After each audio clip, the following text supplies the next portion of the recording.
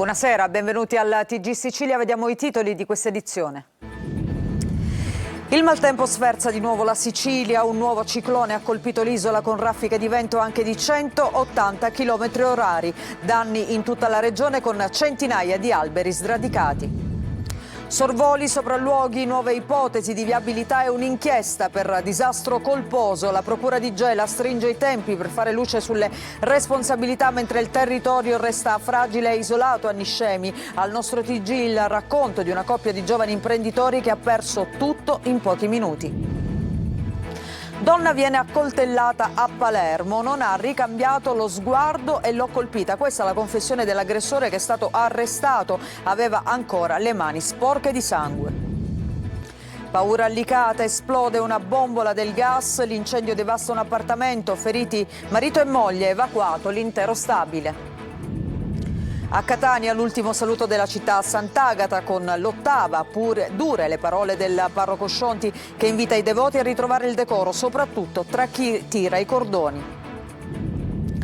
Calcio in Serie B, vigilia di campionato per il Palermo, al Barbera domani arriva la Virtus Entella. I rosanero dopo il pari nel turno infrasettimanale puntano ad allungare la striscia di vittorie casalinghe. E in Lega Pro domani al De Simone c'è il derby Siracusa e Catania, i rossazzurri puntano ad accorciare le distanze dal Benevento, la gara in diretta e in chiaro su Telecolor a partire dalle 16 e 16:30.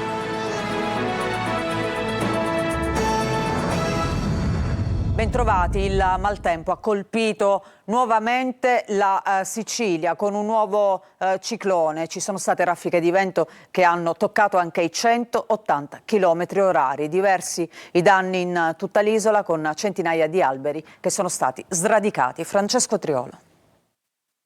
Sicilia flagellata dal vento e dal maltempo, raffiche arrivate anche a 180 km/h sullo stretto di Messina, una nottata di grande difficoltà e paura per tutta la parte nord dell'isola, ma anche per la zona orientale. Pesante il bilancio a Messina, centinaia di alberi sradicati, pali dell'illuminazione abbattuti, pannelli fotovoltaici, tettoie, dehors di locali divelti dal vento, una situazione registrata in tutta la città. Potenziato il COC per le segnalazioni delle emergenze. Situazione difficile anche in provincia, vigili del fuoco al lavoro in particolare a Barcellona, Milazzo e Patti, chiusa al traffico in mattinata per oltre un'ora l'autostrada Messina-Catania nel tratto tra Giarre e Tremestieri per consentire la rimozione degli alberi caduti e riaperta solo dopo le 8:15 in condizioni di sicurezza. A Taormina raffiche da 100 km/h, 2 alberi sono caduti sulla centralissima via Leonardo da Vinci, bloccando l'entrata e l'uscita da Palazzo Malaga. Isolate dal tardo pomeriggio di ieri invece le Isole Eolie, bloccata in porto a Milazzo anche la nave, unico mezzo che aveva garantito i collegamenti, seppure solo con Vulcano, Lipari e Salina. Da domani ripartono i collegamenti con gli aliscafi.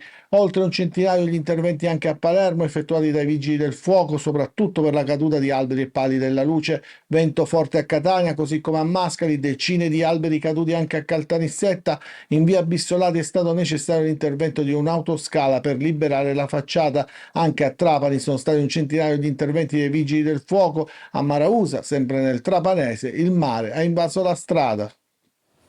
Parlavamo di Messina e c'è un'ordinanza del sindaco Federico Basile che ha disposto la proroga della chiusura di tutte le ville comunali e dei cimiteri cittadini fino alle 24 di domani. La decisione, si spiega in una nota, si è resa necessaria proprio a seguito di questi eventi meteo avversi che hanno interessato il territorio comunale. Una proroga che consentirà alle squadre incaricate di completare le operazioni di rimozione del materiale caduto e sono circa 200 al momento gli interventi dei vigili del fuoco proprio nella città dello Stretto, ma ce ne sono altri 200 circa che restano in attesa. E cambiamo argomento, ma in realtà parliamo dell'ondata di maltempo che ha colpito la regione a fine gennaio, quindi torniamo a Niscemi, sorvoli, sopralluoghi, nuove ipotesi di viabilità, ma c'è anche un'inchiesta per disastro colposo. A Niscemi l'emergenza frana entra in una nuova fase, la Procura di Gela stringe i tempi per fare luce sulle responsabilità mentre il territorio resta fragile e isolato. GR Italia.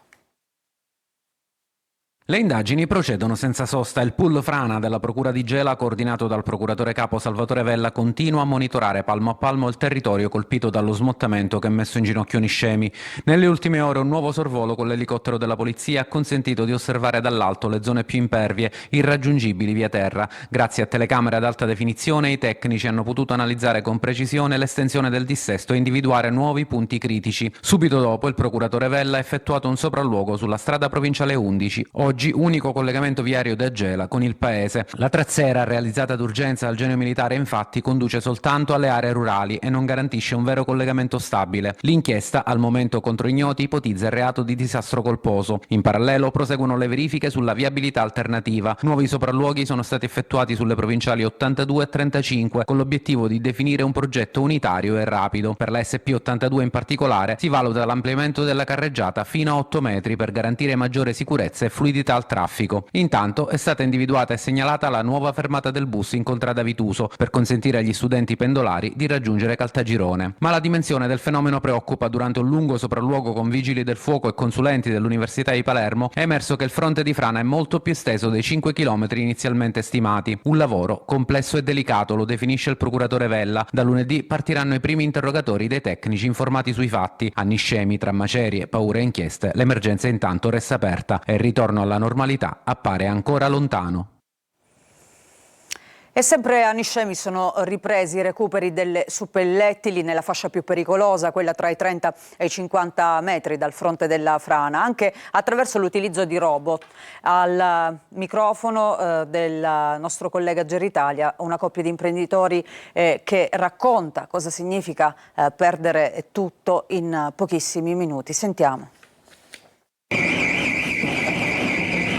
Il suono degli allarmi dei geolaser che nelle scorse ore hanno segnalato continui movimenti del terreno oggi si spegne. Vento e pioggia hanno provocato numerosi falsi allarmi, costringendo alla loro temporanea disattivazione. I dispositivi verranno riprogrammati nelle prossime ore. Intanto, nella zona rossa della frana di Niscemi, i recuperi sono ripresi. Nella fascia più instabile, tra i 30 e i 50 metri dal fronte del crollo, le squadre USAR dei vigili del fuoco operano con robot telecomandati per lavorare in sicurezza nei punti più pericolosi. Ed è proprio qui, in questa zona, che sorgevano la casa e la pizzeria di una giovane coppia, Tony e Benedetta. La casa non c'è più, portata via dai primi crolli. La pizzeria invece è ancora lì, sul ciglio della frana, ma loro non ci potranno mai più rientrare. Per me ho sentito un senso di vuoto perché noi abbiamo investito tutto in quella zona con le attività, la casa, avevamo preso anche una campagna sempre di fronte alla casetta, perciò avevamo dei sogni, pensavamo di vivere il resto della nostra vita in questa zona, infatti abbiamo investito in questa zona. In questo caso uno si rimette, uno si deve rimettere per forza in gioco e ricominciare da zero, da come avevamo cominciato 7 anni fa praticamente. Stiamo cercando di capire come andare avanti perché comunque viene il momento dei risarcimenti, di cercare di quantificare per poter andare avanti e come fare. Da quel giorno, da quella domenica, voi non avete più una casa, non avete più un posto di lavoro perché entrambi ricadono in zona rossa, tra l'altro nella zona rossa più calda. Sì, la casa non c'è più, è crollata, mentre il posto di lavoro rientra nella zona rossa e ci è stato detto che per certo non possiamo più riaprire, quindi abbiamo già svuotato la pizzeria. E mentre si attendono gli aiuti annunciati dalla regione, a Niscemi la priorità resta la sicurezza, perché sul ciglio di questa frana non ci sono solo edifici, ma intere vite da ricostruire. E dicevamo che Niscemi è uno dei luoghi che ha pagato gravemente l'ondata di maltempo che si è abbattuta sulla Sicilia con il passaggio del ciclone Harry. A questo proposito sarà operativa da martedì 17 la piattaforma predisposta dalla Regione per presentare le richieste e accedere ai contributi straordinari destinati ai gestori di attività economiche danneggiate appunto dal passaggio del ciclone e alle aziende di Niscemi. Previsti finanziamenti fino a 20.000 euro. Le domande potranno essere presentate dal 17 al 27 febbraio. A Catania tornerà percorribile il lungomare dopo la voragine che si è aperta ieri per il cedimento di un vecchio pozzetto in disuso non adeguatamente riempito. Desiree Ferlito. Riaprirà nelle prossime ore il lungomare di Catania, interdetto al traffico per il cedimento di un tombino. I tecnici della manutenzione del comune sono al lavoro per ripristinare il cedimento e riasfaltare la strada, mentre le pattuglie della polizia locale si sono occupate del traffico e hanno messo in sicurezza l'area, evitando così conseguenze peggiori. È stato provvidenziale quello che è accaduto, perché comunque avevamo noi già pianificato un intervento per verificare tutta la situazione di questi tombini che si trovano lungo il lungomare per la realizzazione della nuova idea progettuale che sta prendendo corpo. Nulla a che vedere con il ciclone Harry, come si era pensato in un primo momento. Si tratterebbe dunque solo di una coincidenza che ha infierito sullo stato già precario di uno dei tratti più belli e più amati dai catanesi, protagonista di un grande progetto di riqualificazione. In previsione, ha dichiarato il sindaco, un capillare controllo lungo tutto il lungomare per evitare altri accadimenti simili. Questo lavoro che stiamo facendo qui ci induce ad accelerare l'attività di ispezione nelle altre camere di ispezione, chiedo scusa la ripetizione, lungo il lungomare, in modo da stare certi che non ci possano essere altri collassamenti.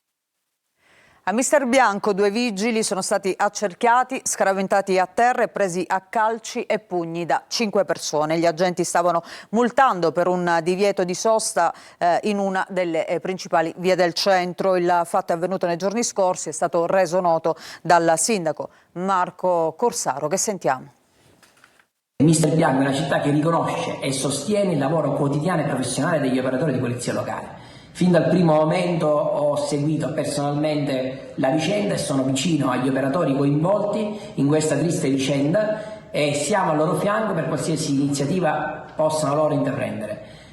Noi abbiamo sempre investito nella polizia locale fin dal primo minuto, fin dal primo momento, con risorse, uomini e mezzi. Episodi come questo ci danno ancora più determinazione nella continuare ad investire non soltanto risorse ma ancora più energie a tutela e dignità del decoro, della sicurezza e della legalità della nostra città. Se Akabue Innocent, 37enne dello Zimbabwe, immigrato irregolare in Italia, fosse stato espulso, il pasticcere trentenne Santoré non sarebbe stato ucciso con 6 coltellate il 30 maggio 2025 davanti al bar 40 in piazza Mancini Battaglia. E la tesi a sostegno dell'istanza di citazione a giudizio come responsabile civile del Ministero dell'Interno presentata dai legali di parte civile alla prima udienza del processo per l'omicidio che si celebra davanti alla Corte d'Assise. I giudici si sono riservati la decisione alla prossima udienza. E andiamo a Palermo, dove invece è stata accoltellata una donna in via Libertà. Non ha ricambiato lo sguardo e l'ho colpita. Questa è la confessione shock dell'aggressore, che è stato arrestato a casa ancora con le mani sporche di sangue. Marco Gulla. Non ha ricambiato il mio sguardo e non ci ho visto più. Massimo Gagliardo De Stefano, l'uomo che ieri ha accoltellato alle spalle in via Libertà a Palermo Maria Tricarico, ha confessato il motivo per cui ha ferito la donna. Ha anche ammesso di non avere preso per alcuni giorni i farmaci che deve assumere per i problemi psichici da cui è affetto. La donna era appena uscita dal parrucchiere quando è stata raggiunta dall'uomo di 52 anni. L'aggressore ha affondato la lama colpendola a un polmone e provocando una lesione a una vertebra. I due non si conoscevano e l'uomo avrebbe agito in preda a un raptus. De Stefano è stato arrestato in quasi flagranza dalla squadra mobile che l'ha rintracciato a casa. Aveva ancora le mani sporche di sangue e ha fatto ritrovare il grosso coltello da cucina utilizzato per il tentato omicidio. In via Libertà non si parla d'altro. L'aggressore era noto ad alcuni residenti ma non aveva mai lasciato presagire che potesse commettere un atto così grave. Incontriamo anche il titolare della parruccheria che per primo ha soccorso la signora. Era ferita e accusava proprio il fatto di non poter respirare. Avete subito chiamato i soccorsi, la signora era terrorizzata, ha visto lei anche che comunque era piena di sangue, era ferita proprio nella parte Ma lei non si rendeva conto neanche di quello che aveva, perché lei pensava di aver subito un colpo e basta. Noi addirittura pensavamo che con questo evento fosse caduto qualcosa e l'avesse colpita. E poi abbiamo scoperto che aveva questa ferita nella schiena. L'aggressore adesso si trova in carcere in attesa che il GIP decida la misura cautelare da applicare. È probabile che la procura poi disponga una perizia psichiatrica. Paura a Licata, nell'Agrigentino, un'esplosione causata da una bombola del gas ha devastato un appartamento, feriti marito e moglie, evacuato l'intero stabile. Ci dice tutto Davide Sardo. Si è sfiorata la tragedia nella notte a Licata, nel quartiere Oltreponte. Intorno alle 3 una violenta esplosione ha scosso uno stabile di via Carso, nei pressi della scuola elementare Angelo Parla, svegliando di soprassalto i residenti. A provocare la deflagrazione, secondo i primi accertamenti, sarebbe stata una bombola del gas all'interno di un appartamento all'ultimo piano. Subito dopo lo scoppio è divampato un incendio che ha devastato l'abitazione e danneggiato anche l'appartamento accanto. Detriti e calcinacci sono precipitati in strada colpendo 2 auto parcheggiate. Il bilancio è di 2 feriti, marito e moglie di 65 e 60 anni. L'uomo ha riportato ustioni ma non è in pericolo di vita. La donna è rimasta sotto shock. Entrambi sono stati trasferiti al pronto soccorso dell'ospedale di Licata. Immediato l'intervento dei vigili del fuoco del distaccamento cittadino, supportati da una squadra del comando provinciale e dall'autoscala. Sul posto anche guardia di finanza, personale comunale reperibile e ambulanze del 118. Per sicurezza evacuati tutti gli abitanti del palazzo. Le operazioni di messa in sicurezza sono andate avanti per tutta la notte, mentre sono in corso gli accertamenti per chiarire con precisione le cause dell'esplosione. Un patto di fedeltà e speranza che vive nel cuore dei catanesi, così il patriarca di Venezia Moraglia durante i festeggiamenti dell'8ª di Sant'Agata a Catania. Severo il monito di Monsignor Scionti, che ha chiesto più decoro e ha detto non è carnevale. Desiree Ferlito. Un patto di fedeltà e speranza che continua a vivere nel cuore dei catanesi. Questa è la riflessione di Monsignor Francesco Moraglia, patriarca di Venezia, che ha sancito la conclusione dei festeggiamenti dedicati alla Santa Patrona di Catania. Dopo qualche incertezza dovuta all'allerta meteo arancione, si è deciso di far svolgere regolarmente la processione in Piazza Duomo. Le celebrazioni trasmesse in diretta, reti unificate su Antenna Sicilia, Telecolor e streaming su Sicilia Web hanno visto l'esposizione delle reliquie alle 8 e le messe in diversi momenti della giornata, fino alla celebrazione eucaristica delle 19. Terminata la liturgia, le reliquie sono state portate in Piazza Duomo alla presenza delle massime autorità cittadine per l'ultimo saluto della città alla sua patrona. 2 le novità annunciate da Monsignor Renna, il 16 e il 17 agosto, ha detto l'arcivescovo. Il Santo Padre invierà un cardinale legato pontificio. L'inviato del Papa giorno 16 presiederà una veglia di preghiera nel piazzale del castello di Aci Castello, dove verranno portate le reliquie di Sant'Agata. Alle prime luci dell'alba del 17 agosto, dalla rotonda di Via del Rotolo, muoveremo in processione con le reliquie che giungeranno in cattedrale, dove verrà celebrato il pontificale. Il 18 agosto avrà termine l'anno giubilare agatino. Rimane però l'eco delle fortissime parole di Monsignor Barbaro Scionti, parroco della Cattedrale di Catania, che ai nostri microfoni ha invitato i devoti a una riflessione. C'è bisogno di ritrovare il decoro, ha detto, soprattutto tra chi si approccia ai cordoni. Non è carnevale, ha continuato Scionti, quello è un momento di intensa spiritualità.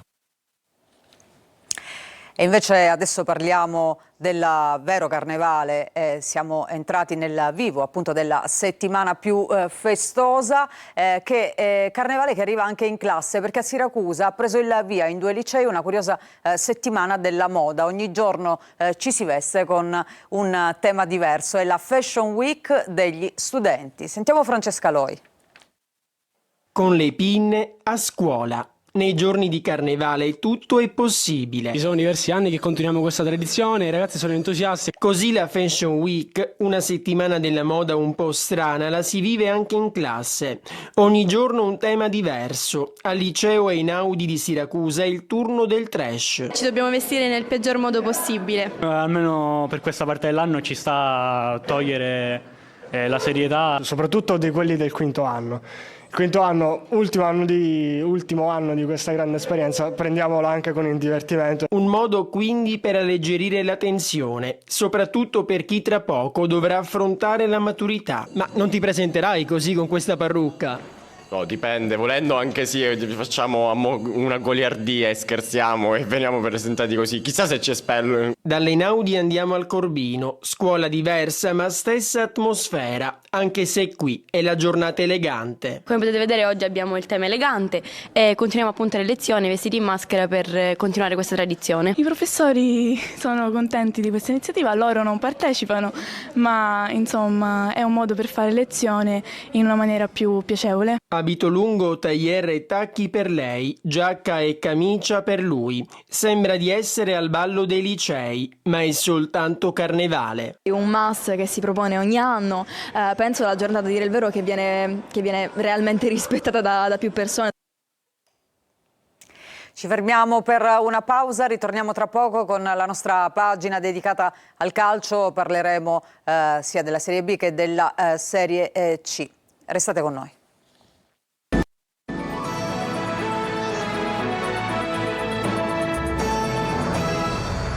Ancora ben trovati, seconda parte del nostro giornale. Adesso il calcio, vigilia di campionato per il Palermo che dopo il pareggio infrasettimanale di Marassi domani incontrerà l'Entella al Barbera Rosanero, che sono a caccia dei 3 punti. Marco Gullà.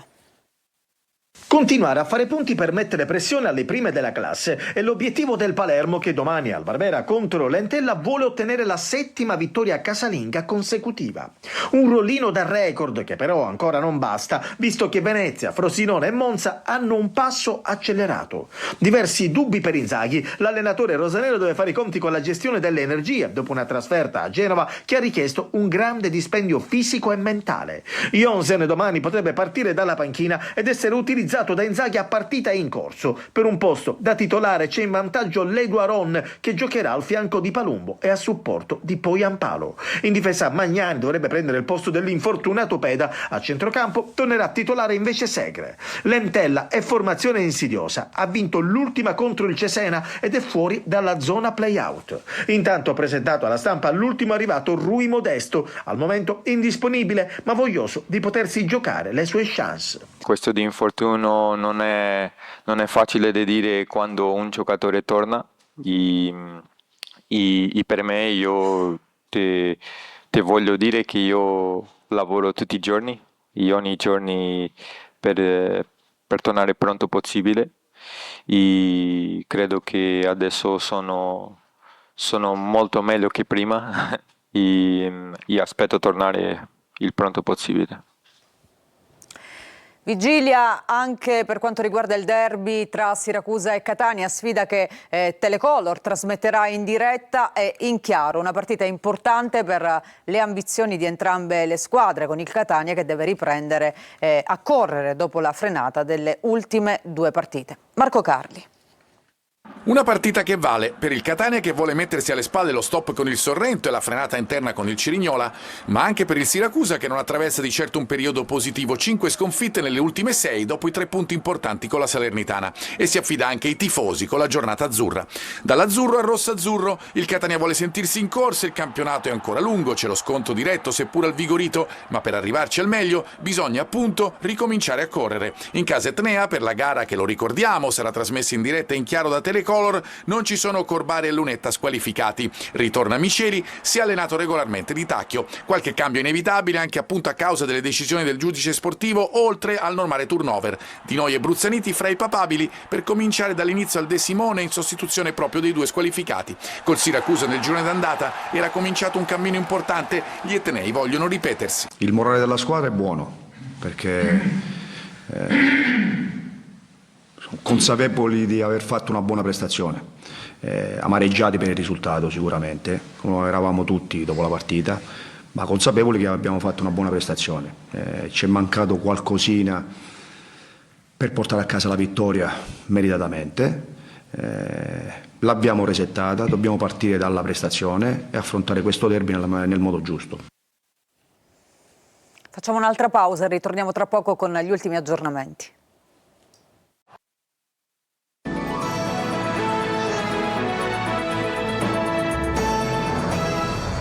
Prima di chiudere c'è una notizia: agenti di polizia penitenziaria sono stati aggrediti nel carcere Ucciardone di Palermo durante un'ispezione nelle celle della 7ª sezione. I detenuti hanno circondato il personale dell'istituto penitenziario picchiando un agente che ha riportato la frattura di una costola e un trauma cranico. Per lui si è reso necessario il ricovero in ospedale, mentre altri agenti hanno riportato delle escoriazioni. Ci fermiamo con questa notizia, grazie per averci seguito, a tutti voi un buon proseguimento di serata.